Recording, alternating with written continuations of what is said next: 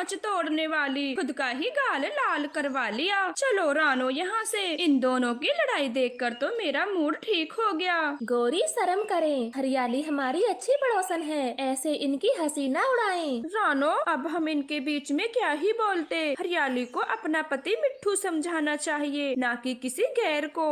गौरी, मैं मिट्ठू से काफी बात कर चुकी हूँ, मगर वो भी मुझ पे ही हाथ उठाता है, इसीलिए इसे ही समझाने चली आई। ऐसे रोते हुए हरियाली अपने घर चली जाती है। इसी तरह से कुछ और दिन भी बीत जाते हैं। एक दिन कालू कौवा गुलाबों के साथ पहाड़ी में बैठा बातें कर रहा था और गौरी कौवी उनकी सारी बातें सुन रही थी। गुलाबो जी, जिस दिन से आप मेरे दिल में आई हो, मैं उस काली कलूटी गौरी को 1 रुपया नहीं देता, सब तुम्हारे ऊपर खर्च करता हूँ। देखें तो आज आपके लिए मैं कितना प्यारा मांग टीका लाया हूँ। कालू, एक ही दिल है मेरा और वो मैंने तुमको दिया, अब जल्दी से ये मांग टीका पहना दे। कालू हंसता हुआ गुलाबों को मांग टीका पहना देता है। गुलाबो जी, आप मुझसे शादी कब करने वाली हो? अगर समय बता दोगी तो उस गौरी के कानों में भी खबर कर दूंगा। ये बातें सुनकर तो गौरी के होश उड़ जाते हैं और वो भागी भागी रानो के पास आती है, जो कि हरियाली और लूसी कबूतर के साथ नदी पर बैठी हुई थी। रानो, मैं इस नदी में कूदकर अपनी जान देना चाहती हूँ, जीना नहीं चाहती अब।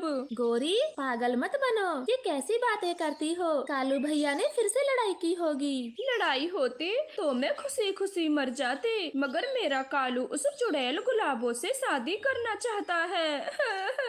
ऐसे रोते हुए गौरी उनको सारी बातें बता देती है। अब समझ आया गौरी, मेरी हालत पर तो उस दिन बड़ा हंस रही थी। हरियाली, चुप कर जाएं, जरा गौरी की हालत तो देखो। गौरी, आप चिंता ना करें, हम सब कालू भैया को समझाएंगे। नहीं रानो, वो कालू नहीं मानेगा, वो सिर्फ गुलाबों की हाँ का इंतजार कर रहा है। अब मुझे मरने से कोई नहीं रोक सकता। गौरी, होश में आओ और घर जाओ, कालू गुलाबों से कभी शादी नहीं करेगा। हम सब गुलाबों के घर जाएंगे और उसे धमकाएंगे भी। ऐसे कहकर वो तीनों गुलाबों के घर जाती हैं। देखो गुलाबो, आपसे शादी करने के लिए हजारों पक्षी मिलेंगे, मगर हमारी गौरी का घर बर्बाद मत करो। हाँ गुलाबो, तुम कालू भैया से शादी नहीं कर सकती, क्योंकि वो एक शादीशुदा पक्षी हैं, बच्चा है उनका। अरे अरे, आप ये बिना जाने कैसी बातें करती हो? उसने भी आज मुझसे शादी का ही पूछा था और मैंने साफ साफ मना कर दिया। मैं भला उस काले कौवे से शादी क्यों करूँगी? चिड़े पक्षियों की कमी थोड़े न है जंगल में। गुलाबो की ये बात सुनकर वो सभी कालू के घर जाती हैं, जो कि गहरे सदमे में था। मैंने अपना सब कुछ उस गुलाबों पे खर्च किया और उसने मुझे धोखा दे दिया। हाँ कालू भैया, झूठे रिश्ते हमेशा धोखा ही देते हैं। और गौरी को देखें कैसे अभी भी आपके पास खड़ी हैं, क्योंकि तुम्हें अब भी खोना नहीं चाहती। गौरी, मुझे माफ कर दो, मैंने तुम्हें कितना बुरा वक्त दिखाया, 1 रुपया तक नहीं छोड़ा घर में, प्लीज मुझे माफ कर दो। कालू, आगे से ऐसा कभी मत करना, वरना कभी भी माफ नहीं करूँगी, नदी में कूदकर मर जाऊंगी। गौरी जामुनों के बाग में बैठी हुई जामुन खा रही थी और कई सारे जामुन नीचे जमीन पर गिरा रही थी। ये देख बाकी के पक्षी उससे बोलते हैं, गौरी कौवी, ये क्या कर रही हो? तुम कोई छोटी बच्ची नहीं हो जो जामुनों को नीचे फेंक रही हो। ओए कबूतर, ये बाग क्या तेरे बाप का है जो इतना उफन रहा है? अब भाग यहाँ से, मुझे अपने तरीके से जामुन खाने दे। कोई बात नहीं, आप दोनों ऐसे ही जामुन खाएं। मैं अभी जाकर चिड़िया से तुम्हारी शिकायत करता हूँ। जाओ जाओ, हम किसी से नहीं डरते, कर दो हमारी शिकायत।